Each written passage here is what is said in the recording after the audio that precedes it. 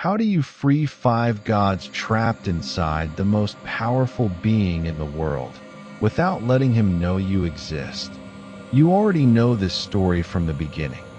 How do you defeat a ruler who is afraid of everything? Not with war. Not yet. First, with something far simpler. Tonight, while you sleep, we are going to answer it. Now, let's go back to an island called Crete, where a hidden god had just finished growing up. Zeus was ready. The word ready does not quite capture what had happened in the years on Crete. It implies a completion, a moment when preparation ends and action begins, a clear line between the two states. What actually happened was more gradual, more organic. The way a plant becomes ready to flower is not a single moment, but a long accumulation of conditions finally reaching the threshold at which the flowering becomes inevitable. Zeus had grown, not simply in size or in power, though both of those had developed in the years on the island. He had grown in understanding, in the specific kind of understanding that comes from having time to think about your situation clearly, without the distraction of immediate threat, without the urgency of crisis, with the long quiet of the mountains around you and the ancient presence of the earth beneath you and the patient company of beings who knew how to wait. He knew who he was. He knew what had been done to him and to his siblings. He knew what Kronos was and what Kronos' fear had produced. He knew the structure of the problem he was facing. And he knew, with the clarity that Gaia's guidance and the years on Crete had given him, what needed to happen. But knowing what needed to happen and being able to make it happen were two different things. The 5 swallowed gods were still inside Kronos. Hestia and Demeter and Hera and Hades and Poseidon, alive in the dark, waiting. The Cyclopes and the Centamenes were still in Tartarus, sealed there since before the Golden Age began. Kronos was still the most powerful being alive, still the ruler of the world, still surrounded by the Titan siblings who had accepted his rule. Zeus had none of the instruments he would need. No weapons, no army, no authority, no divine community that recognized him. He was the hidden child of Kronos and Rhea, unknown to the world, living in a cave on an island, with a handful of nymphs and a company of divine warriors as his only companions. He had Gaia, and Gaia had a plan. What Gaia gave Zeus is described differently in different ancient sources. The accounts do not agree on the specific nature of the substance, and the disagreement is itself instructive. What all the accounts agree on is the effect. The effect was that Kronos would be forced to disgorge what he had swallowed. The mechanism by which this was achieved was less important than the outcome it produced. Some sources call it an emetic, a substance that induced violent vomiting. The medicinal tradition of the ancient world had a sophisticated pharmacopoeia of emetic herbs and compounds, substances that forced the body to expel what it had taken in. The poppy induced sleep. Certain roots induced purging. The knowledge of which plants produced which effects was ancient and carefully maintained. Gaia, who was the earth and who contained within herself every plant that had ever grown, had access to anything in this tradition. Other sources describe it as a mixture of honey and mustard, a combination that the ancient world used for various medicinal purposes and that had the property of causing the stomach to rebel against what it contained. Still others describe it as something that Gaia prepared herself, something without a precise name in any human pharmacological tradition, something that existed in the space between the physical properties of earthly plants and the specific intention of the oldest being in existence.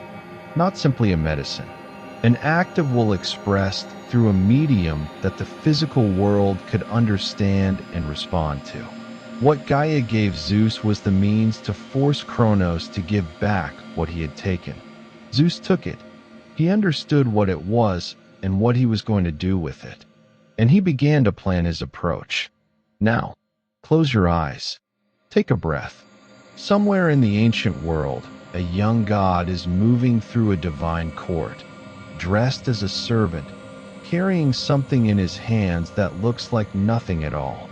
To everyone around him, he is nobody, a stranger without a name. And the ruler of the world, sitting on his throne, has not looked up. Kronos did not know Zeus existed. This is the extraordinary situation that Rhea's deception had produced. The ruler of the world, the being whose fear of his own children had driven him to swallow 5 of them, did not know that the 6th had been born. He believed he had swallowed 6 children. He believed the stone was the 6th child.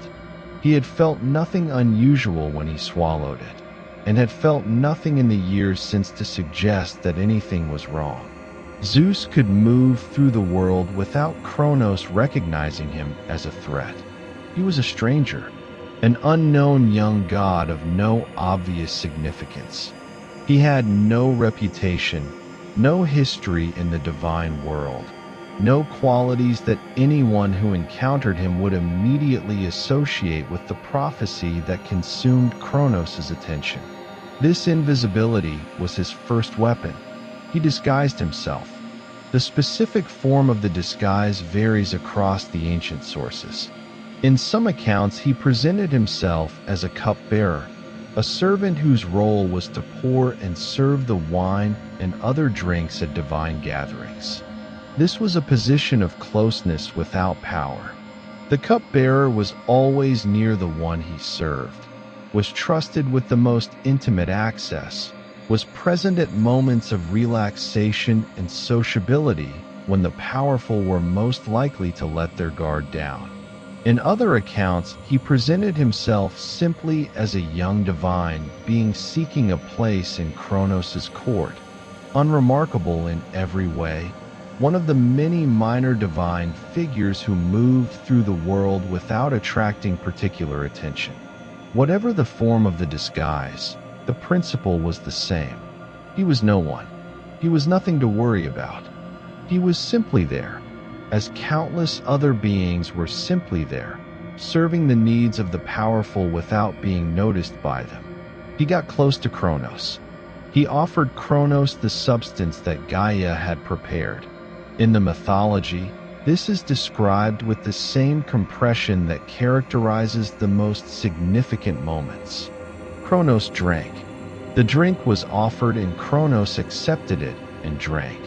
The details of how Zeus managed this, whether he was alone with Kronos or among a larger gathering, whether he mixed the substance into wine or presented it in some other form, are not preserved consistently across the sources. What matters is that Kronos drank, and almost immediately felt something that he had never felt before. It began in the stomach. Not pain exactly. Something more fundamental than pain. A movement. An insistence from within his own body that contradicted everything he wanted. A pressure building from the inside, from the depths of him, pushing upward against his will. His body was doing something he had not authorized it to do and could not prevent it from doing.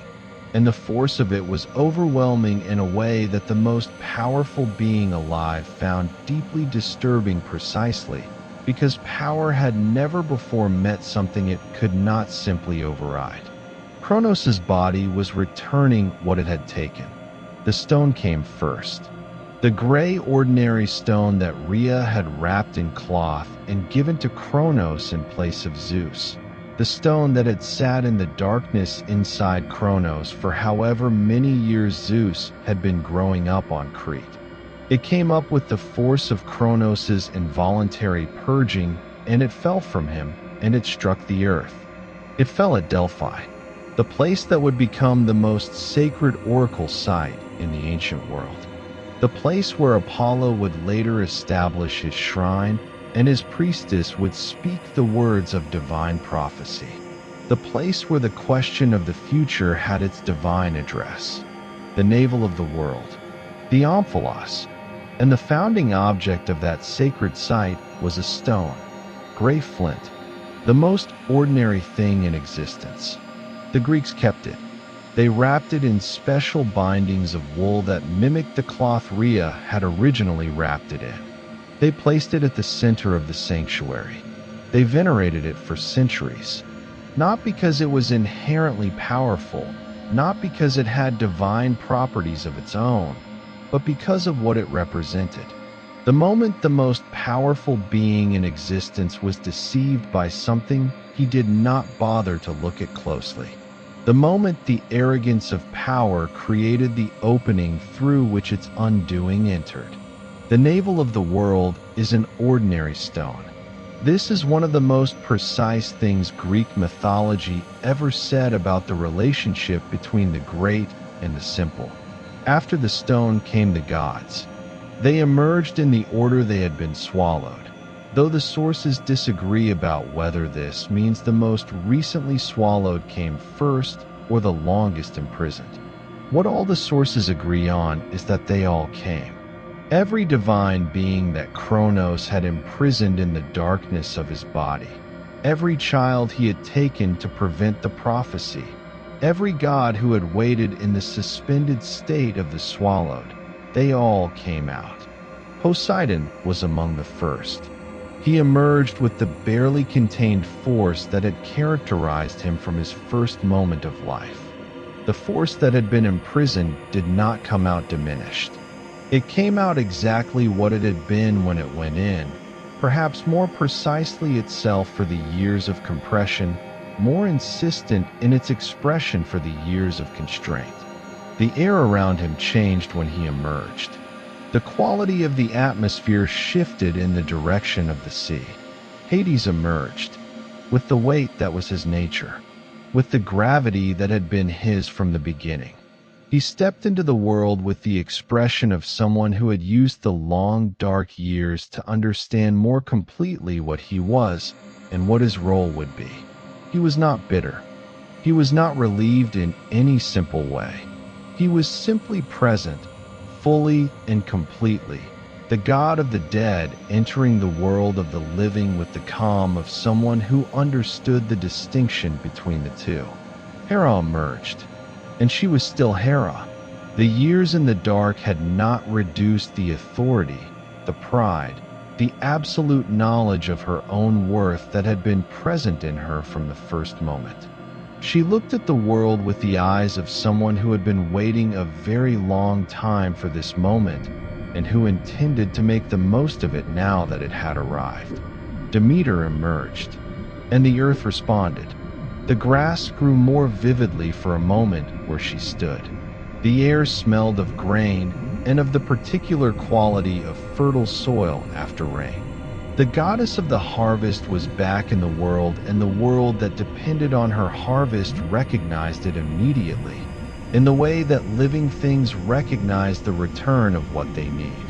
And Hestia emerged, quietly, without announcement, the last swallowed, in the order that made her the first to experience the imprisonment and the last to be freed from it.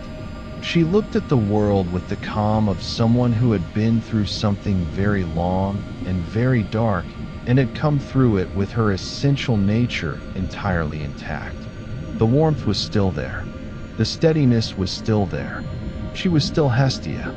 5 gods, 5 divine beings, 5 swallowed children, standing in the world for the first time in however many years their imprisonment had lasted. They looked at each other, and then they looked at Zeus. This was the moment of their first encounter with the sibling they had never met. Zeus had existed as a secret for the entirety of their imprisonment. They had not known about him. They had not known that Rhea's deception had worked, that the 6th child had survived, that the hidden god on Crete had been growing toward this moment while they waited in the dark. They looked at him now, young, unknown, the stranger who had somehow managed to get close enough to Kronos to administer the substance that had freed them.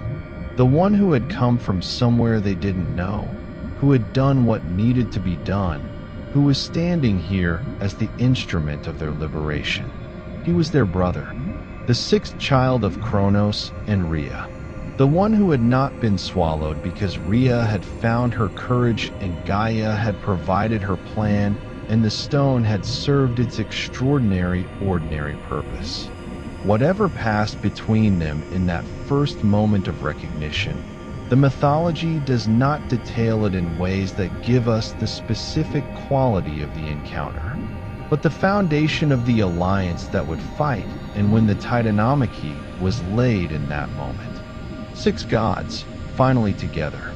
5 who had been in the dark and 1 who had been in hiding. All of them the children of the same mother who had endured what she had endured and acted when she could act. They had been freed. They were in the world, and the world still belonged to Kronos. Not for much longer, but the war had not yet begun. Before the war could begin, there was one more thing that needed to happen. One more act of liberation that Zeus would need to undertake. One more descent into the dark to free what the dark contained. The Cyclopes were in Tartarus. The Centimanes were in Tartarus. They had been there since before the Golden Age. Since before Kronos had taken power. Since the first act of fearful suppression in the history of the divine world. Zeus knew about them because Gaia had told him. He knew what they were capable of. He knew what their liberation would mean for the war that was coming. He would go to them. But that is the next part of the story. For now, the 5 gods were free. Hestia breathed the air of the world for the first time in an age. Demeter felt the ground beneath her feet, and the ground responded. Hera stood in the light with the expression of someone who had always known she belonged in it. Hades felt the weight of his own domain calling from below. Poseidon felt the sea, and Zeus stood among his siblings for the first time and understood that the work had only just begun. 6 gods stood together. For the first time, the 6 children of Kronos and Rhea, assembled in the same place at the same moment, looking at each other with the recognition of siblings who had never properly met. 5 of them were emerging from the longest imprisonment in the history of the divine world. One of them had just orchestrated their liberation while somehow managing to remain unknown to the being who had imprisoned them. The moment had a quality that the mythology reaches for, but cannot quite fully capture. The meeting of beings who were supposed to be together, whose togetherness had been violently prevented, who had existed in isolation from each other for an age, finally finding themselves in the same space at the same time. Not a reunion exactly, because most of them had never been together in any meaningful sense. Something more like a first meeting that felt, to every participant, like a recognition of something that had always been true. They were the next stage of the world, not individually, not separately, but together. What they would become was not the sum of 6 individual divine beings, but something that only existed in the configuration of all 6. A family, a community, the beginning of the divine order that would govern everything that followed. But they were not yet ready to govern anything. They were standing in the world for the first time, or in Zeus's case, standing in the world without hiding for the first time, with no thrones, no Olympus, no recognized authority, no instruments of divine power, and an enemy who was still the most powerful being alive. Before we follow them toward the war, it is worth pausing to understand what stood in that first gathering, what each of these 6 brought to the configuration, what the combination of them represented. Zeus was their center, not because he demanded it, not yet, because of what he was, the one who had grown up, who had had time to think and to understand and to develop the specific quality of leadership that his particular history had shaped in him. He was not the strongest. Poseidon matched him in raw power. He was not the wisest, though wisdom would come. He was the one who could hold the others together, who could see what needed to happen and communicate it in a way that the others could accept. He was also the one with the plan, or at least the one with access to Gaia's plan, which at this stage amounted to the same thing. The others had been in the dark. Zeus had been in the world, growing and learning and understanding the situation. He knew things the others did not know, and the first thing he needed to do was share that knowledge. Poseidon stood to one side, already crackling with barely contained energy. The sea god who had been confined in his father's body for however many years was feeling the ocean calling from everywhere. The Mediterranean was around them. Every coast was his coast. Every wave was his wave. The connection between Poseidon and the sea was not something that could be suppressed for long, and the years of imprisonment had built a pressure that was now insisting on expression. He was the most volatile of the six, the most likely to act before thinking, the most likely to take a situation that required patience and respond to it with force. This quality would make him the most dangerous weapon in the war ahead and the most difficult ally to manage. Zeus understood this already. He had grown up watching the sea from the Cretan mountains. He understood what ungovernable force looked like and what you had to do with it to direct it rather than be swept away by it. Hades stood apart from the others in the way that Hades always stood apart. Not hostile, not distant exactly, simply separate in the way that the realm of the dead is separate from the realm of the living. He was present. He was fully there. But there was already a quality of the deep places in him that the surface world did not quite fully contain. He was thinking. While Poseidon felt the sea's pull and Hera established the quality of her presence, and Demeter felt the earth respond to her, Hades was analyzing, looking at the situation with the thorough and methodical intelligence that would characterize his governance of the underworld. Understanding the structure of what they faced, considering what would be required. Hera had already established, without speaking a word, what her presence meant. The authority was visible in every aspect of how she held herself, how she occupied the space around her, how she regarded the world and the beings in it. She was looking at Zeus with the specific quality of attention that would define their entire relationship. He was her brother. He was also something that she was still assessing. Whether he was what he seemed to be, whether he was capable of what needed to be done, whether the quality that had kept him alive and hidden and purposeful through his childhood was the quality that would be sufficient for what came next. She would decide, in time, that it was, but not without reservations that would never entirely go away. Demeter was connected to the earth in a way that the others were not. She could feel, through her connection to the fertility of the soil, the state of the world she had just returned to. She could feel what had been happening in the fields and the forests and the agricultural cycles during her imprisonment.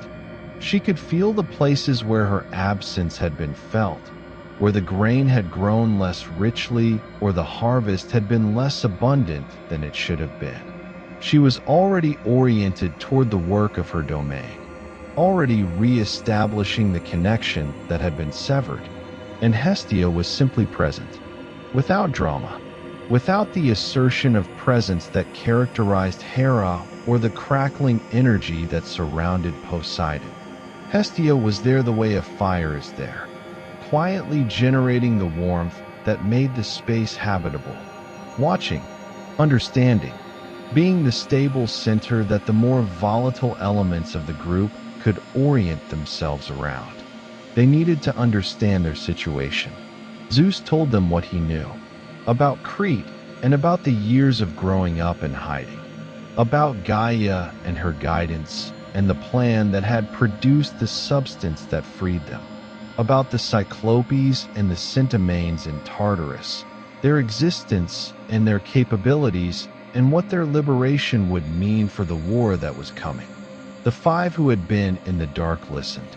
They had time to process what they heard, because their imprisonment had given them something that might have been unexpected from the outside. The darkness had not made them passive. It had given them time to think. Constrained beings, aware and intelligent and unable to act, develop their thinking in ways that busy and unconstrained beings often do not. The five swallowed gods had had years of dark and quiet in which to consider their situation. They had thought about Kronos and about fear and about the pattern that had produced their imprisonment. They had thought about what they would do if they were ever free.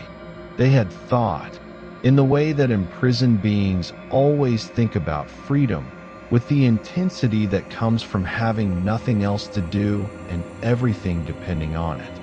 They were ready in a different way than Zeus was ready. He was ready with the practical knowledge of the world and the plan for what to do next. They were ready with the resolve that comes from having been prevented from acting for a very long time. The willingness to do whatever was necessary had been building in them throughout their imprisonment. It was fully formed now. It needed only direction. Zeus provided the direction. They needed a base, a place to gather and plan and prepare, a place that was theirs, that announced their presence in the world without yet confronting Kronos directly. A place high enough to see what was happening, removed enough to be protected, central enough to be strategically significant. They chose Olympus, the highest mountain in Greece, rising to nearly 3,000 meters above the sea, its peak cloud-wrapped for most of the year, visible from an extraordinary distance across the flat plain of Thessaly. The mountain that would become synonymous with divine power in the Greek world for the entirety of classical civilization. They did not yet have a palace on Olympus. That would come later, built by Hephaestus, the divine smith, who had not yet been born. What they had was the mountain itself, the high ground, the place above the weather and above the world of mortals, in the clear upper air where ether was present and the perspective was the perspective of those who governed from above. They went there, 6 gods, climbing or ascending in the way that divine beings ascend, settling onto the highest peak of Greece with the intention that this was going to be their place. Not claimed by force, not yet. Claimed by presence, by the simple act of being there and staying there and making it the center of what they were building. The mountain had been there since Gaia made the mountains in the first age of creation. It had been part of the Titans' world. It had never been specifically associated with any single divine presence before. Now 6 divine beings had come to it and stood on its heights and looked out across the world they intended to govern. And across the plain, visible from Olympus on a clear day, was Mount Othrys, the Titan's mountain, the seat of Kronos' power, the place from which the Golden Age had been governed, the peak that faced Olympus across the plain of Thessaly like an answer to a question. 2 mountains, 2 divine orders, 2 ages of the world. The war was not yet declared, but the positions had been taken. The sides had been established. The configuration that would produce the 10-year conflict was already in place. The Olympians were 6. They were divine beings of extraordinary potential. But potential was not the same as capability, not yet. They had emerged from imprisonment without the weapons or the allies or the established authority that would make them capable of winning the war they were about to fight.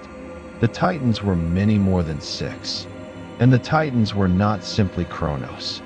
They were Oceanus and Hyperion and Ceus and Crius and Iapetus and all the others, the vast ancient forces of nature that had been governing the world since before the Olympians were born. They had the weight of the established order on their side. They had the force of habit, the world having organized itself around their power for an age. They had the high ground of their mountain, and they had Kronos, still cunning, still calculating, still the being who had done the unthinkable and overthrown Uranus, and swallowed his children and maintained his rule across the entire span of the Golden Age. He had the prophecy in him, yes, but the prophecy had not yet been fulfilled. He still had time. He still had power. He still had the resources of the ruler of the world. The Olympians had themselves, and they had Gaia's guidance, and they had the knowledge that somewhere in the depths of Tartarus, beings of extraordinary capability were waiting if Zeus could get to them and free them. That was the path. Free the Cyclopes and the Cinemanes. Equip themselves with what the Cyclopes would forge.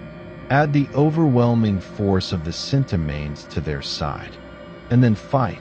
In the days and weeks after their gathering on Olympus, the six gods began the work of understanding what they were to each other, what each of them needed from the configuration, what each of them could offer. These were not simple negotiations.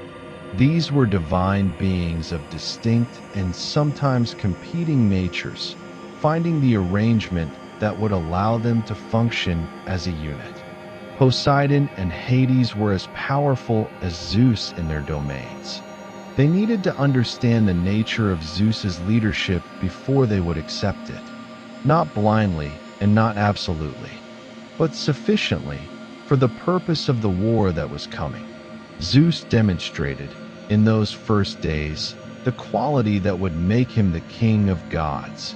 Not the power, not the willingness to use force, but the intelligence and the fairness and the capacity to see each of the others clearly and to communicate in a way that addressed what they each specifically needed to hear. To Poseidon, he spoke the language of force and of the shared enemy. To Hades, he spoke the language of necessity and of the structure that needed to be established. To Hera, he spoke as an equal whose judgment he respected. To Demeter, he spoke of the world that depended on her gifts and that could not be properly governed until the governance was in the right hands. To Hestia, he simply offered presence and continuity. 6 gods, 6 natures, one purpose. They would be the Olympians, the divine order that would govern the world for the rest of the mythology. Not yet installed in their thrones, not yet recognized, not yet powerful enough to make recognition something that others had the option of not giving. But the configuration was in place. The alliance was formed. The understanding between them was sufficient for what needed to happen next. And what needed to happen next was war. The war began without a declaration. There was no single moment, no formal announcement, no message sent from one mountain to the other saying that the state of peace had ended and the state of war had begun. The Titanomachy, the war between the Titans and the Olympians, emerged from the situation the way all inevitable wars emerge. Not as a decision made by anyone at a specific moment, but as the only possible resolution of a configuration that had become irreconcilable. Kronos knew about the 5 liberated gods. He could not have failed to know. The quality of the world changed when Poseidon was in it. When Demeter walked the earth responded. When Hera occupied a space, the quality of authority in that space became unmistakable. The 5 gods who had been swallowed and were now free were not subtle in their presence. They were divine beings of enormous power who had been constrained for an age and who were now in the world without constraint. Kronos felt them, and he understood what their presence meant. The prophecy, which had been a future threat for all the years of his reign, had become a present one. The children he had swallowed to prevent the overthrow they would bring had been freed somehow. They were on Olympus. They were organizing. The thing he had spent his entire rule trying to prevent was no longer preventable by the methods he had been using. He had to fight. And the Titans, who had accepted his rule for the entirety of the Golden Age, gathered to their king. Mount Othrys and Mount Olympus faced each other across the plain of Thessaly. This geography was not accidental. The Greeks who told this story lived in and around the landscape it described. They could look from the plain of Thessaly and see both mountains. Othrys to the south, rising from the landscape of central Greece with the weight of the established order. Olympus to the north, its peak above the clouds, its height the greatest in Greece, its presence impossible to ignore even at a distance. Two mountains, two divine orders, two ages of the world, each claiming the right to govern what came next. On Othrys, the Titans, not all of them. This is important to understand. The Titanomachy was not a unanimous Titan uprising against a unanimous Olympian challenge. Several Titans did not fight on Kronos' side. Oceanus remained neutral, flowing at the edges of the world, unwilling to take a side in a conflict that was, in his ancient estimation, simply the next turn of a wheel that had been turning since the beginning. He had seen Uranus fall. He would see Kronos fall. He would probably, in time, see Zeus face his own succession crisis. Oceanus did not fight for what was going to change anyway. Prometheus, son of the Titan Iapetus, took the side of the Olympians. The mythology is specific about this, and the reason it gives is as precise as it is interesting. Prometheus had foresight. His name meant exactly that.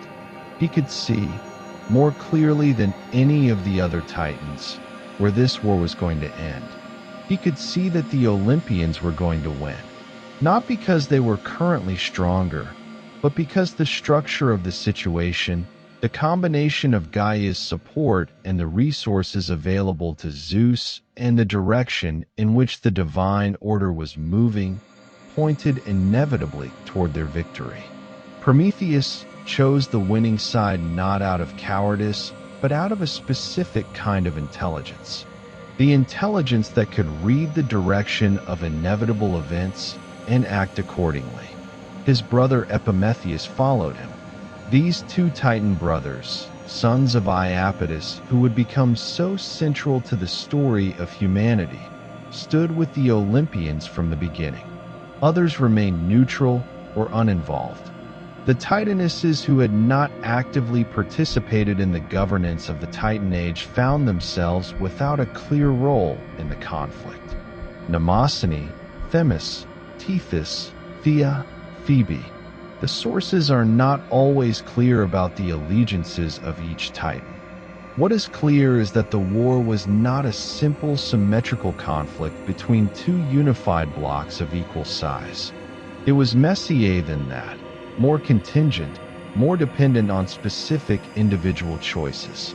The core of the Titan force was those who had been closest to Kronos' power and who had the most to lose from its passing. Kronos himself, his brothers Crius and Iapetus, whose sons would include Atlas and the others who would be condemned after the war.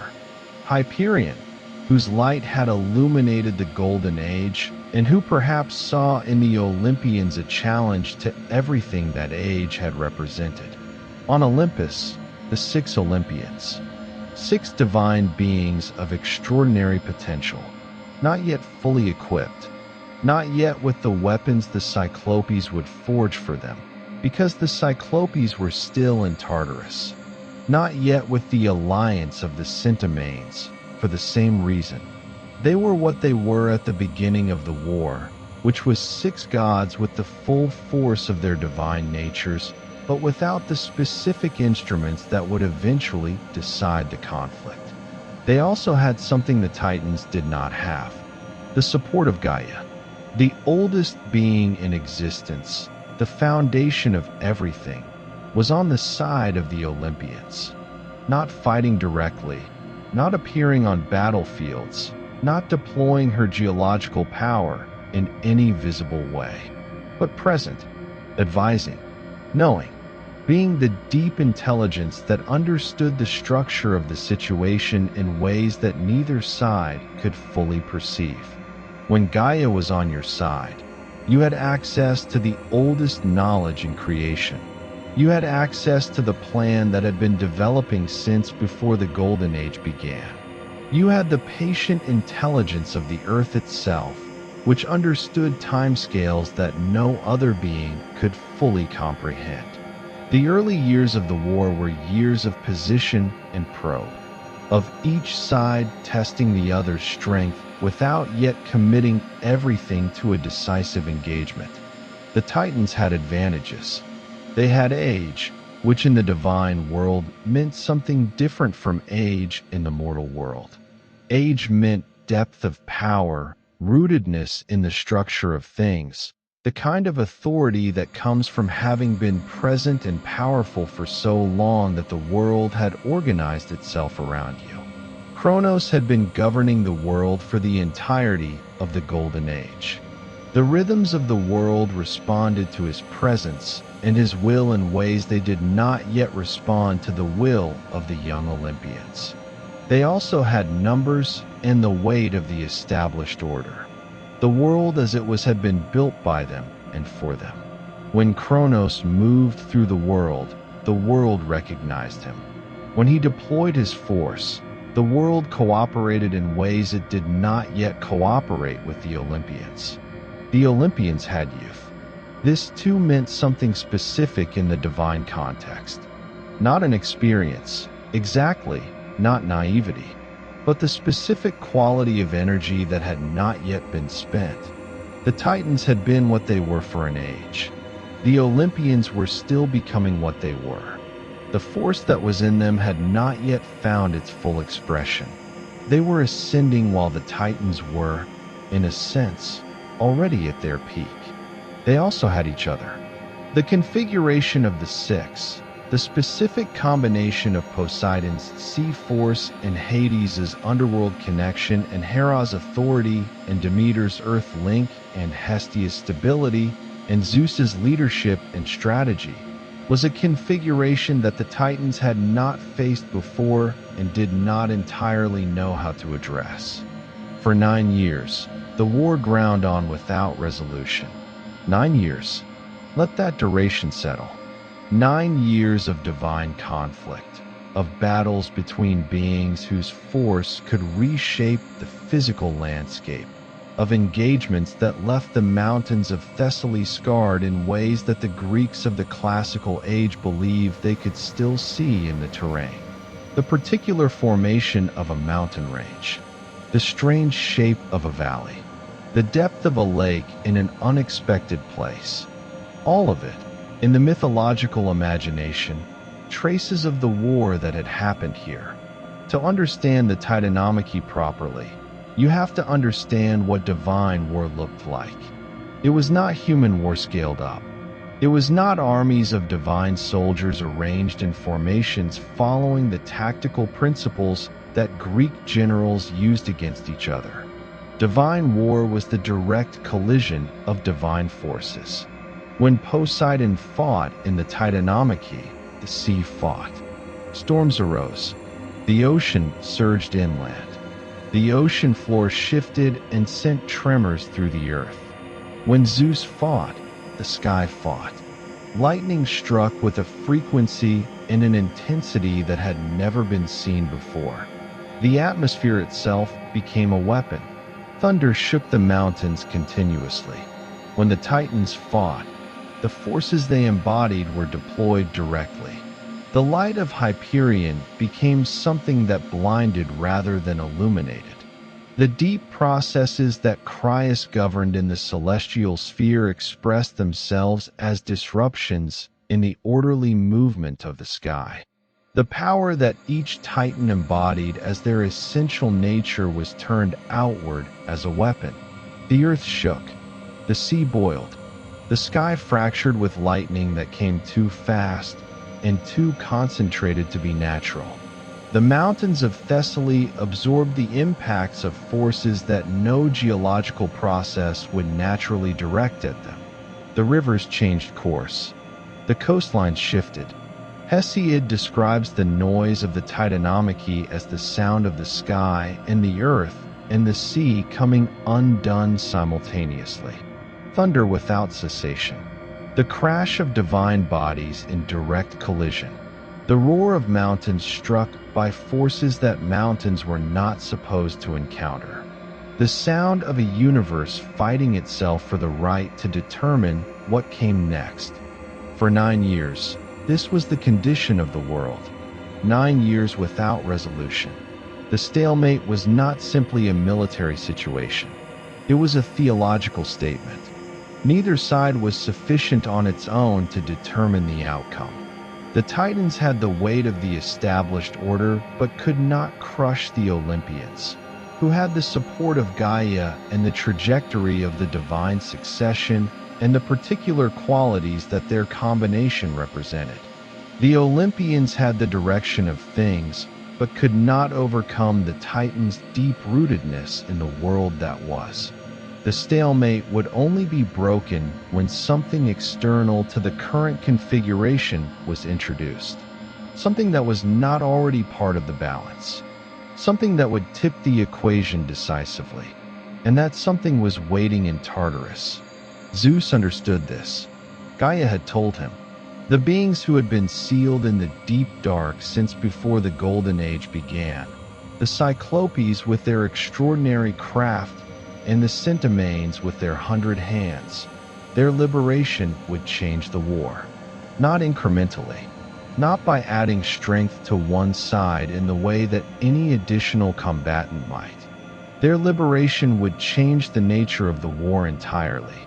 But to liberate them, Zeus would have to go where no being currently fighting the war had gone. He would have to leave the battlefield. He would have to descend into the deepest place in creation. He would have to go alone into Tartarus. 9 years of fighting had not broken the stalemate.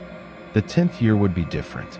The 10th year would begin with a descent into the dark, to find what the dark contained, and to free it. Zeus went alone. This is the detail the mythology insists on, and it is the detail that matters most. He did not take Poseidon, whose force would have been reassuring in the darkest place in creation. He did not take Hades, who had a certain familiarity with the deep places of existence. He did not take any of his siblings. He went alone. Why alone? Because the beings he was going to find had been imprisoned since before the Golden Age. They had been sealed in the dark by Uranus and left there by Kronos. They had experienced, across an incomprehensible span of time, the specific experience of being powerful beings rendered completely powerless by the fear of those above them.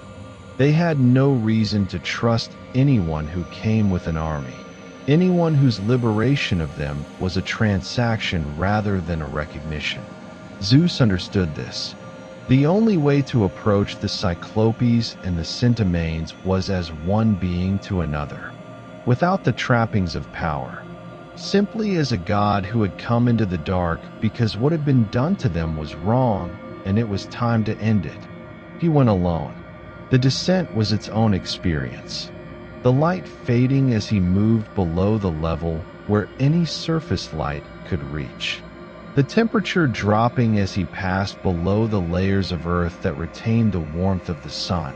The silence deepening, becoming a different quality of silence than the silence above ground.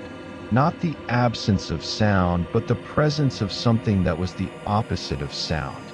A stillness so complete that it had its own texture. He went down through the levels of the earth, through the deep stone, through the ancient layers, through the places where the word deep stopped meaning something relative and started meaning something absolute. Tartarus. The Cyclopes were there. Brontes, Steripes, and Argesh. Thunder, lightning, and brightness. their single eyes burning in the absolute darkness with the same quality they had burned with when Gaia had first brought them into existence. They had been here since before the Golden Age, since before Kronos had taken power, since the very first act of fearful suppression in the history of the divine world. And they had not diminished. This is the thing that stops you. They had been in Tartarus for an inconceivable span of time, deprived of everything that makes existence livable: light, movement, the ability to use their extraordinary gifts, connection to the world above. Everything except existence itself had been taken from them, and they were still what they were: the master craftsmen, the beings of thunder and lightning and brightness, fully in possession of the capabilities that had made Auranas afraid of them. And then Kronos, and that now, finally, had brought someone down into the dark, not to imprison them further, but to liberate them. The Centimanes were there too, Cottus and Briareus and Gyges, 50 heads each, 100 hands each, chained in adamantine, the hardest material in creation, made specifically to contain beings of their force. But the chains had not diminished them any more than the darkness had diminished the Cyclopes. The 100 hands were still there. The force was still there, compressed by the chains, but not destroyed, still fully present, still waiting. Zeus stood in the darkness with his light, and he looked at them, and they looked back at him. The Cyclopes with their single burning eyes, the Centimanes with their 50 heads and their chained 100 hands. He was a stranger to them. They did not know him. He was the youngest god in existence, and they were among the oldest beings in existence. He broke the chains. He did what neither Auranas nor Kronos had been willing or able to do, not because he was more physically powerful, but because he had come here with the intention to free rather than to contain, and that intention made the difference. The chains fell. The Centimanes felt their 100 hands released. 100 hands that had been chained for an age, suddenly free. The specific sensation of constraint ending, of space opening around the hands that had been pressed close and fixed in place. They reached, in every direction, all three of them, all 300 hands extending simultaneously into the space of Tartarus, feeling the reality of freedom in the most immediate physical way possible. Zeus stood among them and did not flinch. He had come into the dark alone, and he stood in the presence of three beings, each with 50 heads and 100 free hands, and he was not afraid of them. He had grown up with Gaia. He understood what the Centimanes actually were. Not threats to be managed, not dangers to be contained. Beings of extraordinary force who had been wronged and who deserved to be free. He met them as beings. The Cyclopes responded immediately. They asked for nothing. They waited for no negotiation, no agreement. They looked at him with their single eyes that could see the internal structure of things, and they saw what he was, and they began to work. The fires of Tartarus itself became their forge. The volcanic heat that existed in the deepest places of the earth, the heat that had no other outlet, and that had been building in the deep rock since Gaia was young. The Cyclopes understood this heat. They understood what it could do to the divine materials that existed only in the deep places, substances formed under pressures and temperatures that only Tartarus could provide. They began to forge three weapons that would govern the divine world for the rest of its history.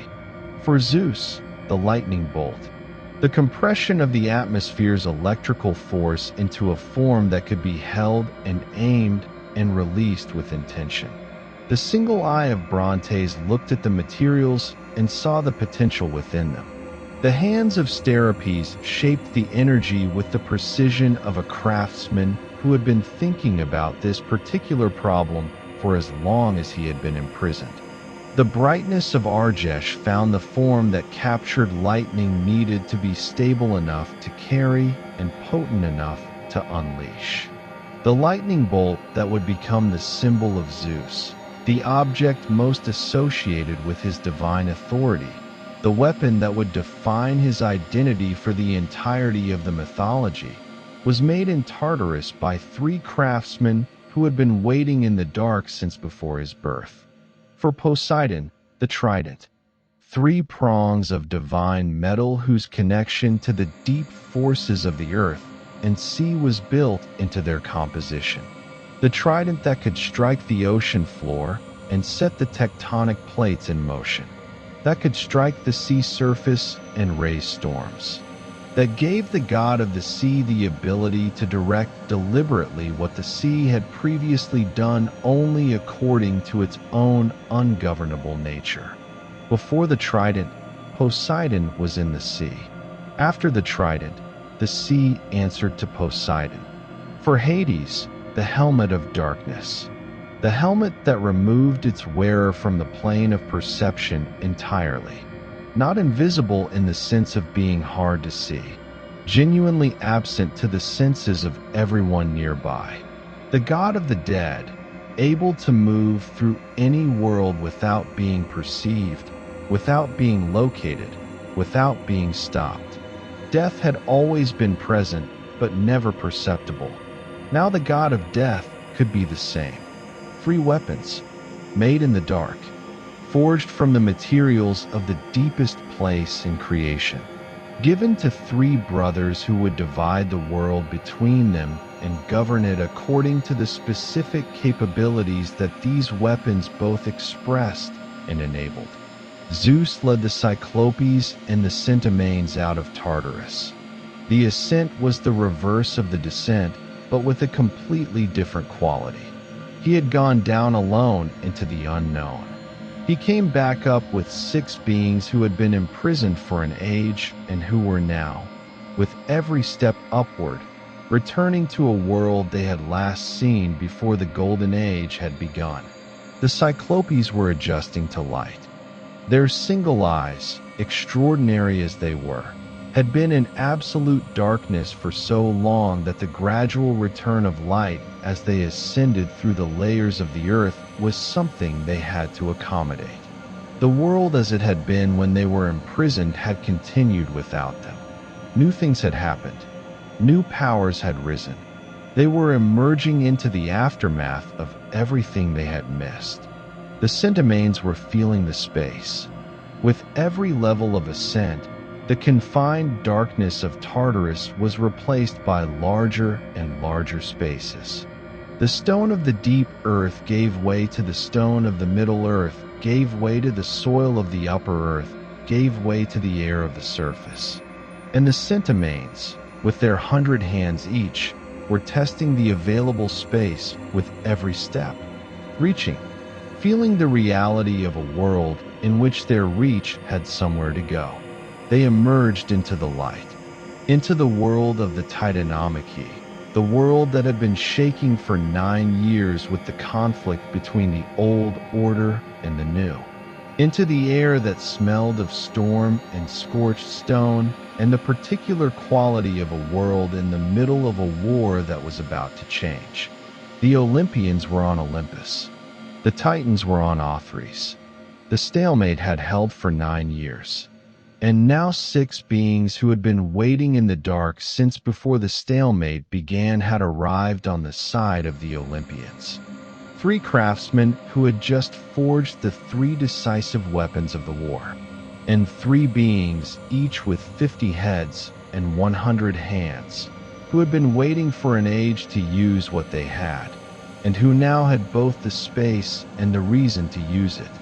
The war was about to change, not incrementally, not by adding strength to one side in the way that any additional combatants might change a balanced conflict. The introduction of the Cyclopes and the Centaurs was not an incremental change. It was a categorical one. It changed the nature of the war entirely. The stalemate was over, and everything that was going to happen would happen very quickly now. The weapons changed everything, not simply because they were powerful. Divine power existed in abundance in the world of the Titanomachy. The Titans had power. The Olympians had power. The war had been fought for 9 years with enormous power on both sides, and the power had produced a stalemate. Power alone was not what the weapons represented. What the weapons represented was direction. Before the lightning bolt, Zeus had the force of the sky in him, but no way to deploy that force with intention. The atmospheric electricity that was his essential nature expressed itself randomly, as weather expressed itself, as storms expressed itself. It was there, but it was ungovernable. It happened, but it could not be aimed. The lightning bolt was the bridge between force and intention, between power and will, between what Zeus was and what Zeus could do with what he was. The Cyclopes had looked at the materials of the deep earth with their single eyes that saw the internal structure of things, and they had found the form that made the bridge possible. What the lightning bolt actually was, in the physical terms the mythology implies, was something unprecedented. Not a natural lightning strike borrowed from the sky. Something crafted. Something shaped. The electrical potential of the atmosphere, which in nature distributed itself according to the random geometry of storm systems and cloud formations, and the varying conductivity of the air, concentrated and directed and held in a form that a divine hand could grasp and aim and release at a specific target. The difference between natural lightning and the lightning bolt of Zeus was the difference between the force of a river and the force of water through a pipe. The river had more total force. The pipe had direction. The pipe could go where you sent it. The river went where gravity and terrain sent it. Zeus could now send it where he chose. He held the lightning bolt for the first time, the sky god, holding in his hand the condensed force of everything the sky was capable of. The weight of it, not the physical weight, but the charge of it, the sense of something barely contained, of power compressed into a form just stable enough to hold and just volatile enough to explode on release. The crackling at the edge of it, that was the lightning trying to express itself in the direction of the first available conductor. He gripped it. He understood it. He felt the relationship between the weapon and his own nature. The way the force in the bolt was continuous with the force in himself. The way the Cyclopes had not created something external to him, but had found the form in which his own power could be directed rather than simply experienced. He would throw it. When the time came, he would throw it, and the sky would crack with a sound that had never been heard before. Not the random crack of natural lightning. The sky cracking with intention, with purpose, with the will of a god behind it. For Poseidon, the trident, 3 prongs. The number expressed something specific about the nature of the sea and the forces it connected to. The ocean floor and the earthquake forces beneath it. The surface of the sea and the storms above it. And the deep currents that moved beneath both. The slow, massive movements of water that govern the climate of the entire world. 3 prongs, each one connected to a different aspect of the power that Poseidon embodied. When he struck with the trident, he could choose which prong was doing the work. Strike the ocean floor and the tectonic plates shifted, the earthquake spreading outward from the point of contact. Strike the sea surface and the storm built, the waves rising, the wind turning violent. Strike the earth and the underground water systems responded, the springs and the rivers changing their behavior. Before the trident, Poseidon was in the sea. After the trident, the sea answered to Poseidon. For Hades, the helmet of darkness.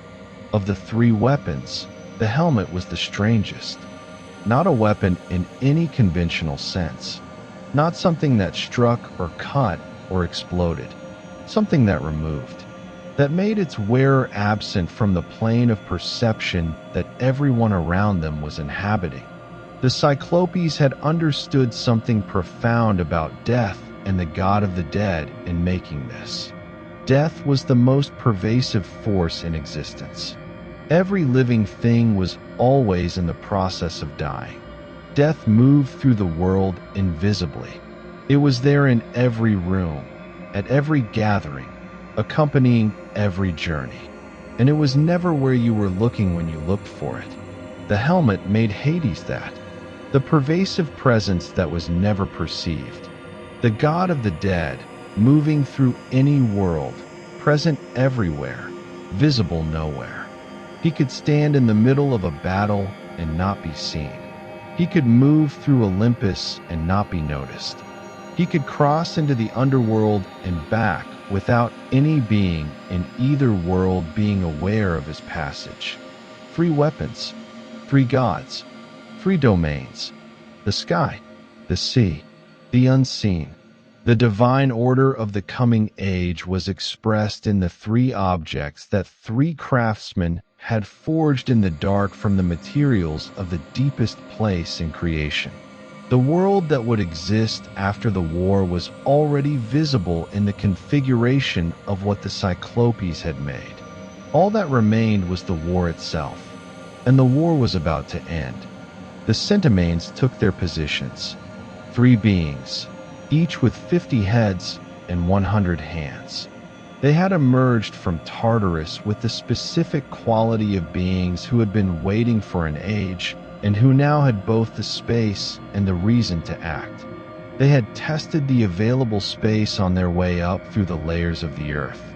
They had arrived at the surface of the world with their 100 hands ready and their 50 heads oriented in every direction and their force fully present and fully available for the first time since Uranus had sealed them in the dark. The Titanomachy had been shaking the earth for 9 years. The scars of it were visible in the landscape. The mountains of Thessaly bore the marks of forces that had been thrown against them. The sky had the quality of an atmosphere that had been under continuous electrical stress. The Centimanes looked at all of this with their 50 pairs of eyes each. They assessed the situation with the comprehensive awareness of beings who could see in every direction simultaneously. And they understood, with the immediate strategic clarity that came from 50 minds working in coordination, exactly what needed to happen. They bent down, all 3 of them, simultaneously. The movement of 3 beings, each with 100 hands reaching downward, grasping the largest stones they could find. Not small stones, boulders. The largest formations of rock that their hands could encompass, house-sized blocks of stone that had been sitting in the landscape of Thessaly since Gaia made the mountains at the beginning of the world. Each of the Centimanes filled all 100 hands. 3 beings, 100 hands each, 300 boulders, all held simultaneously, all aimed at the Titan forces on Mount Othrys and the plain between the mountains. They straightened, and they threw. 300 boulders released at the same instant. The sound of that release was not a sound the world had heard before. Not the crack of thunder or the roar of a breaking wave or the rumble of an earthquake. Something that contained all of those sounds and exceeded all of them. The displacement of air by 300 objects simultaneously entering it. The shadow they cast as they reached the apex of their trajectories, briefly blocking the light across the plain of Thessaly. And then the sound of arrival.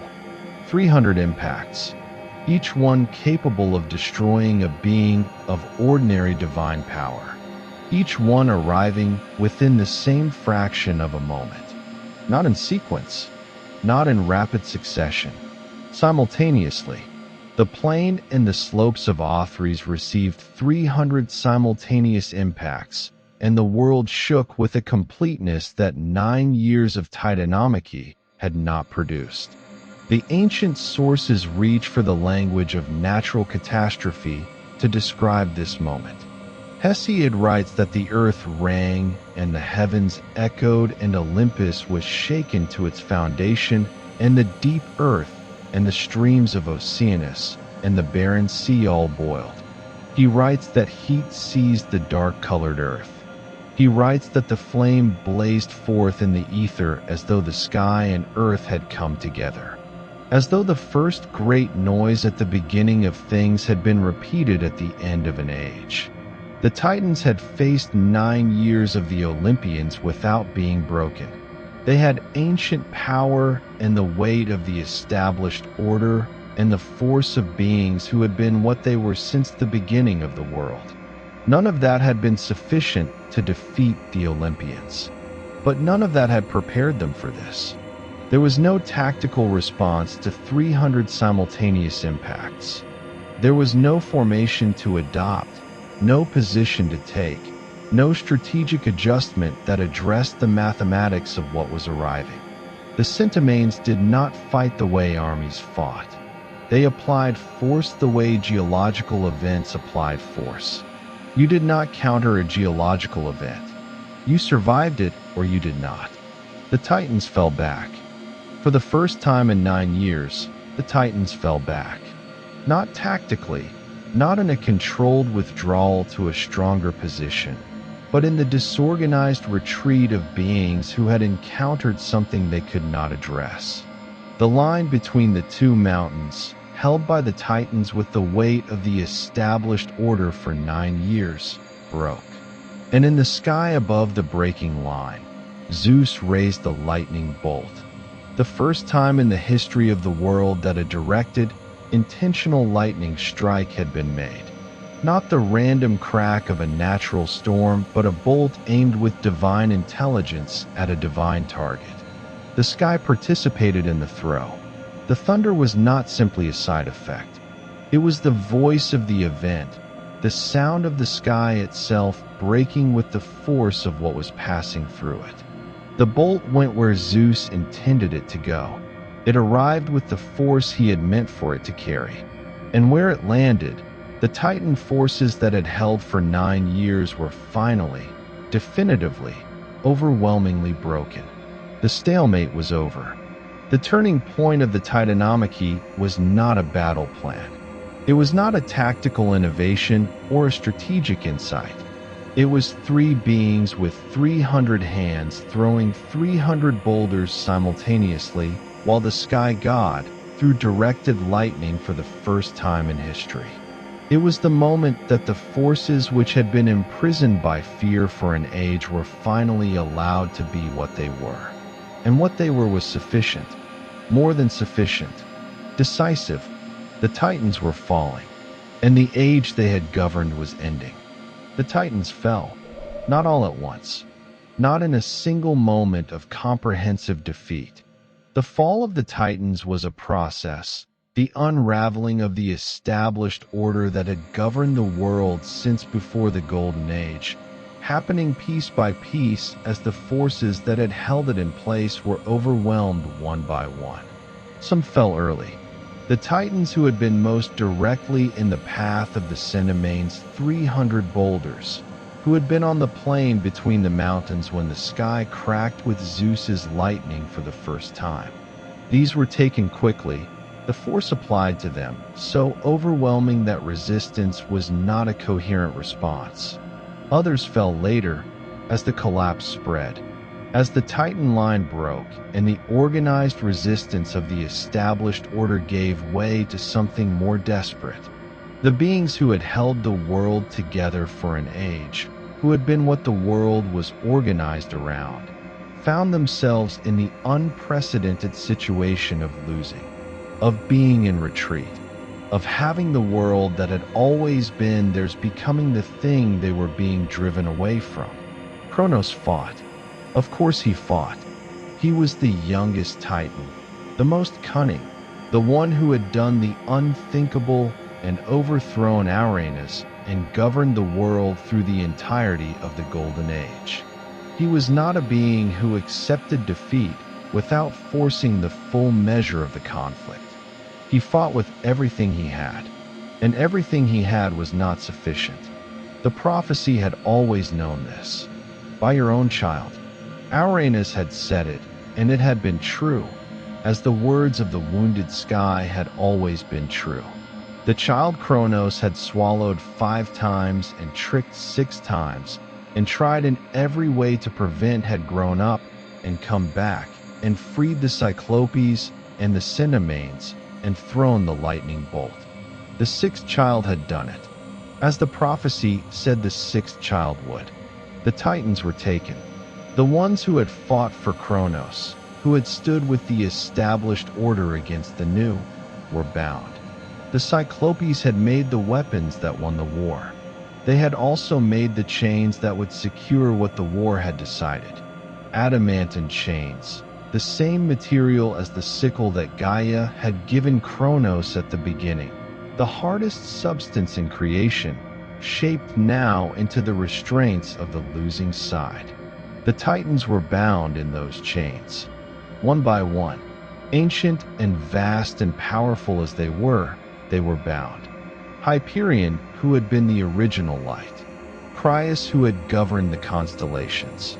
Iapetus, whose sons had played such central roles in the conflict. And the others, each of them taken, each of them bound, each of them beginning the descent, down through the earth, down through Gaia's body, down through the layers of stone that Gaia had always contained within herself, down past the level where any surface light had ever reached, down past the level where any surface warmth had ever penetrated, down into the absolute silence and the absolute darkness and the absolute cold that existed at the foundation of everything, down into Tartarus, the place that had been a prison since Uranus first created a prison, the place that had held the Cyclopes and the Cinemanes for an age before Zeus freed them. Now it would hold the Titans, the old rulers of the world, displaced by the new, sealed in the deepest place in creation by the adamantine chains that the craftsmen they had once imprisoned had made specifically for this purpose. There is a bitter circularity in this that the mythology does not shy away from. The Cyclopes, imprisoned by Uranus and left in Tartarus by Kronos, had forged the chains that now imprison the Titans in the same place. The instruments of the Titans' imprisonment were made by the beings that the Titans had imprisoned. The tools of the new order were the product of the old order's cruelty, turned against it. The earth rang with the sound of their imprisonment. Gaia, who had felt the imprisonment of the Cyclopes and the Cinemanes across an age, now felt the imprisonment of her Titan children, different in character from the earlier imprisonment. Not the same wound. These were the children who had been free and powerful and had governed the world, now reduced to the same condition they had imposed on others. She felt it. She noted it. She understood the completeness of the wheels turning. Not all the Titans went to Tartarus. Oceanus had not fought. He flowed at the edges of the world as he had always flowed, neutral in the conflict, present at the boundary of everything without taking a side. He remained. Themis would remain. Mnemosyne would remain. Those who had not raised their force against the Olympians were not imprisoned. The punishment was proportional to the participation. Prometheus, who had fought with the Olympians, obviously remained free. He stood on the side that had won, having chosen it with the foresight that was his particular gift, having seen the outcome before it was established and positioned himself accordingly. But the core of the Titan order, the force that had sustained the Golden Age and the fear that had ended it, was now in Tartarus, sealed there. The age of the Titans was over in the most definitive possible sense, and the age of the Olympians had begun. The world was different now. The surface of it was still the same. The mountains were the same mountains, though bearing new scars from the war. The seas were the same seas. The sky was the same sky, but the beings who governed all of it had changed. The forces that would shape what happened from this point forward were different forces. Zeus was standing above a world that was now his to govern. And the most difficult part of what he had accomplished was not what he had just done. It was what he was about to have to do. To govern well. To not repeat the pattern. To be different from what Uranus and Kronos had been. He would not entirely succeed at this. The mythology would record his failures as clearly as his victories. But the world was different now. The potential was different. The possibility of something other than the cycle of fear and suppression and overthrow was, for the first time, present. That was what the Olympians had won. Not simply a war. A possibility. Kronos was cast down last. This detail is significant. The ruler of the world, the youngest Titan who had become the most powerful being alive, who had governed the Golden Age and swallowed his children and fought for 10 years against the force that prophecy had always said would replace him, was not the first to fall. He was the last. The one the war had ultimately been about, the one whose fear had set everything in motion, was the final thing to be resolved. He fought to the end. This, too, is significant. Kronos was not a being who surrendered. He was the being who had stepped forward when all his siblings stepped back. He was the being who had taken the sickle and waited in the dark and acted when the moment came. The quality that had made him the instrument of the first liberation was the same quality that made him the most determined defender of the order he had built. But the order he had built was gone. The Titan forces were broken and bound. The Centimines and the Olympians and the weapons forged in the dark had done what 9 years of stalemate had not been able to do. The war was over in every sense that mattered except the last one. The capture of the king. Zeus faced him, the son who should not have existed, facing the father who had swallowed 5 children to prevent exactly this. The hidden child, grown and free and holding the lightning bolt that the Cyclopes had forged in the dark. The 6th child, the stone he had swallowed thinking it was a child, had come back out long ago. The real child was standing here. By your own child. The words of Uranus had been true. They had always been true. No amount of swallowing had made them less true. The fear had not prevented the outcome. The fear had, as Gaia had always known it would, produced the outcome. Kronos was bound. The adamantine chains closed around him. The Cyclopes had made these too. The craftsmen who had been imprisoned by Uranus and left in Tartarus by Kronos had made the restraints that would now hold Kronos in the same place. The circularity was complete. The instrument of the Titan Order's cruelty had become the instrument of the Titan Order's end. He was taken down into Tartarus, the ruler of the Golden Age, the most cunning Titan, the one who had changed the world once before, descending now into the place he had refused to empty when he had the chance. The Cyclopes and the Centimines had been down there. Gaia had felt her imprisoned children down there for an age. Now Kronos joined them. The descent was the reversal of everything the Golden Age had been. The ruler going down while the ruled went up. The established order going into the dark while the new order took the light. The fear that had governed the world for an age sealed in the deepest place in creation along with the other things that fear had imprisoned before him. He was not alone in Tartarus. His Titan allies were already there, bound in their chains. The ancient forces of nature that had been the world's governors now sealed in the world's deepest place. Hyperion the light, in the dark. Iapetus the Titan of mortality, in the deathless deep. The great forces of the old age, all of them together in the abyss. Some ancient sources say this was not the end for Kronos. They say that Zeus, in a later age, released his father from Tartarus. That Kronos was given rule over the Isles of the Blessed, the paradise at the edge of the world where the great heroes went after death. Whether this is consolation or justice, whether the mythology intended it as forgiveness or simply as the appropriate conclusion for the most significant ruler of the age before Zeus, different sources handle it differently. What is consistent is that the age of Kronos was over. Whether he eventually governed the Isles of the Blessed or remained in Tartarus forever, his rule of the world was done.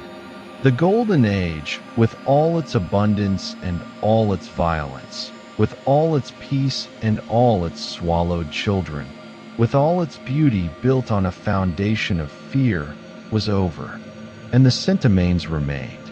This is the final detail of the Titanomachy that the mythology records, and it is a detail worth attending to carefully.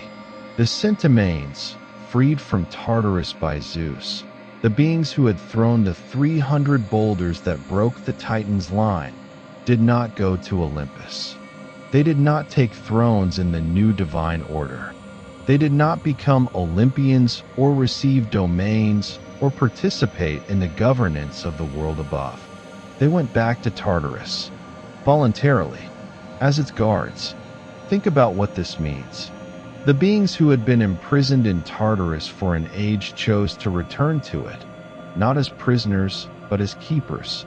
The ones who knew Tartarus best, who had experienced its darkness and its depth and its absolute confinement from the inside, were now the ones who ensured that what was placed there stayed there. This is one of the most quietly profound details in the Titanomachy. The victims of the prison became its guardians, not because they were forced to, because they chose it, because they understood, from their own experience, what it meant for something to be sealed in the deep, and they accepted the responsibility of maintaining that sealing. The Titans were in Tartarus. The Centimanes guarded them. The deepest place in creation had its keepers, and the world above was open. Open to whatever the Olympians would make of it. Open to the age of Zeus and the 12 thrones, and the entanglement of the divine with the mortal that would produce the stories that the Greeks told for the rest of their civilization. Open to Prometheus and his fire, and Pandora and her box, and the great heroes and the great wars. Open to Troy and Odysseus and all the loves and betrayals and transformations that the mythology still had to offer. The Titanomachy was over. The age of Kronos was sealed in the dark, and the age of Zeus had begun. Atlas did not go to Tartarus. This is the first thing to understand about his punishment and what distinguished it from the fate of the other defeated Titans. The others were sealed in the deep dark. Atlas was condemned to something different, something that in certain ways was more difficult than imprisonment in the abyss. He was condemned to hold up the sky. Atlas was the son of the Titan Iapetus and the Oceanid Clymene. His name has been connected by ancient scholars to words meaning to carry or to endure. He was associated with the mountains of northwest Africa that the Greeks called the Atlas Range, the high peaks of what is now Morocco and Algeria that seemed to the ancient world to be holding up the heavens at the western edge of the world. He had fought in the Titanomachy, not as a neutral, not as one of the Titans who stood aside or who switched sides, but as a committed combatant in the Titan cause. He had been one of the leaders of the Titan force, a figure of sufficient power and presence in the conflict that Zeus chose his punishment specifically rather than simply sending him to Tartarus with the others. The specific form of his punishment was this. He would stand at the western edge of the world, at the place where the sky came closest to the earth, and he would hold the sky on his shoulders. Not forever, exactly, though the Greeks thought of it as forever. More precisely, for as long as the current order of the world persisted. For as long as Zeus governed from Olympus and the divine arrangement established at the end of the Titanomachy remained in place. Think about what this actually meant. The sky that he was holding was not a metaphor. In the cosmology of the ancient Greeks, the sky was a physical structure. It had weight. It had substance. It was the dome that covered the flat disk of the world, pressing down with the weight of everything it contained. The stars, the atmosphere, the divine beings who moved through it. All of that weight had to be supported by something at the edges, at the point where the dome met the ground. Atlas was that support. His shoulders were the western pillar of the sky, the strength that prevented the dome from collapsing onto the earth below. Consider the specific character of this punishment as opposed to the imprisonment in Tartarus. In Tartarus, you were in the dark and you were still. The weight was the weight of the dark itself, of confinement, of the impossibility of movement or action. Terrible, but a different kind of terrible. Atlas was not in the dark. He stood at the edge of the world where the light was, where the sun set each evening in the west, where Eos painted the horizon every morning before Helios crossed the sky. He was in the world. He could see. He could hear. He could watch the movement of the sky above him that he was condemned to support. But he could not move. He could not set down his burden. He could not rest. The weight was constant and the weight was permanent, and there was no moment of relief, no shift of the load to another position, no putting it down while you caught your breath. The sky weighed what the sky weighed, and it weighted on his shoulders every moment of every day for as long as the world existed in its current form. The ancient Greeks looked at the mountains of northwest Africa, those high and seemingly impossible peaks that appeared from a distance to touch the sky, and they saw Atlas. They saw the physical manifestation of a being carrying an unbearable load. The mountains did not look like they were holding the sky. They were holding the sky. That was what mountains at the western edge of the world were. The visible body of Atlas, straining under the weight of the heavens. Heracles would encounter Atlas in one of his 12 labors. The labor of the golden apples of the Hesperides, which grew in the garden at the edge of the world. Heracles would persuade Atlas to fetch the apples for him by taking the sky on his own shoulders temporarily. And Atlas, finally free of the weight for a few moments, would feel what it was to not carry the sky, and he would want to leave Heracles with it and walk away. But Heracles tricked him. He asked Atlas to hold the sky just for a moment while Heracles adjusted a pad on his shoulders. Atlas took back the sky, and Heracles picked up the golden apples and walked away. And Atlas resumed his load. This story tells you something about what eternal burden does to a being. Atlas had been carrying the sky long enough that the brief moment of freedom it gave him was enough to make him want to abandon everything. The smallest taste of relief was sufficient to make a powerful being contemplate dereliction of the duty that defined his punishment. He had been carrying long enough that the weight had become not just a physical condition, but his entire world. To not carry was to be something different from what he had become. Perseus also encountered Atlas. Returning from his battle with Medusa, carrying her severed head in his bag, Perseus stopped at the western edge of the world and asked Atlas for hospitality. Atlas, warned by a prophecy that a son of Zeus would come to steal the golden apples, refused him and drove him away. Perseus, angered, held up the Gorgon's head, and Atlas was turned to stone. The Atlas Mountains, the range that the ancient Greeks knew at the western edge of the world, those high stone peaks that seemed to hold up the sky. The mythology said they were Atlas, petrified by the gaze of Medusa, transformed from a suffering being into unfeeling stone. no longer enduring the weight consciously, just bearing it as stone bears weight, without awareness, without suffering, without the particular agony of knowing what you are carrying and for how long. Whether this was mercy or further punishment, the mythology leaves ambiguous. Atlas stands at the edge of the Titanomachy's aftermath as a permanent monument to what it cost to be on the losing side of the war that determined the age, not in the dark of Tartarus with the others, not in the oblivion of Medusa's petrification, in the eternal labor of holding what cannot be set down. His punishment was not the punishment of someone whose power needed to be neutralized. It was the punishment of someone whose power was exactly what was needed, just directed by force rather than by choice. He was strong enough to hold the sky, and so the sky was given to him to hold, forever, whether he was willing or not.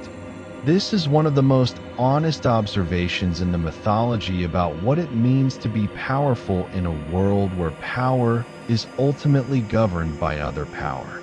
Your strength defines your burden. What you can do, you may be made to do. The capacity for an act does not ask your permission before becoming your obligation. Atlas holds the sky at the edge of the world. The Titanomachy is over.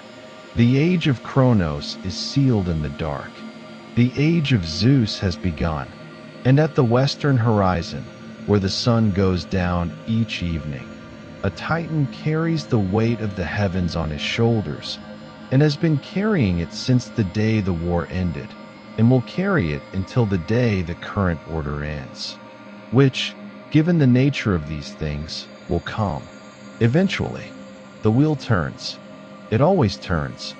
This is where we leave you for tonight. But the story isn't over. The war has ended, but now a question stands over the world that was just one. Who rules what, and how?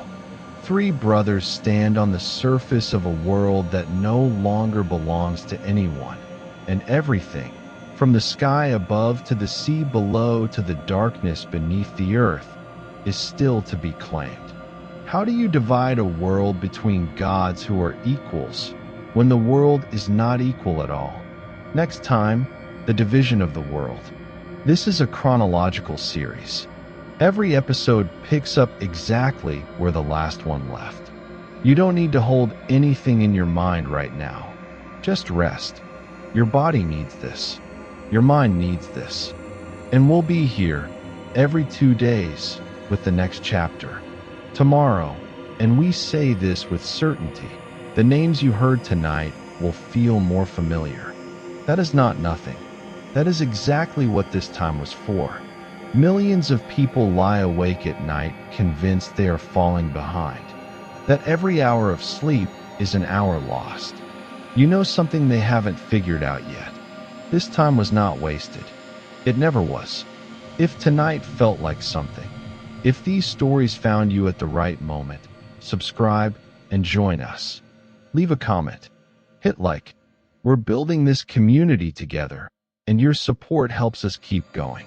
And if you'd like to know how much sleep your mind and body actually need, not a general answer, yours specifically, visit us at GeniusSleep.rest. We built a free sleep calculator there just for you. Enter your age, your lifestyle, your daily rhythm, and it will tell you exactly how much sleep your body needs. You can also find us on Spotify, Apple Podcasts, and Amazon Music. Every episode, every night, wherever you listen. Genius Sleep Academy will be here every time you close your eyes. Sleep well.